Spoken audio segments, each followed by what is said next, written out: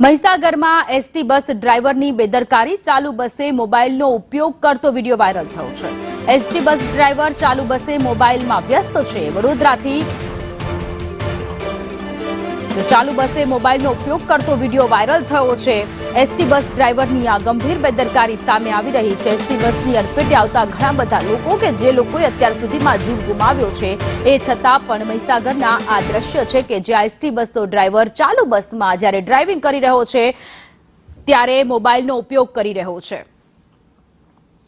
Kaushik Joshi phone line પર જોડાયેલા છે। કૌશિક, મહીસાગરમાં એસટી બસના ડ્રાઈવરની આ ઘોર બેદરકારી સામે આવી છે। ચાલુ બસમાં ડ્રાઇવિંગ કરી રહ્યો છે ને મોબાઈલનો પણ ઉપયોગ કરી રહ્યો છે। કોઈ અકસ્માત થશે, કોઈકનો જીવ જશે તો જવાબદારી કોની?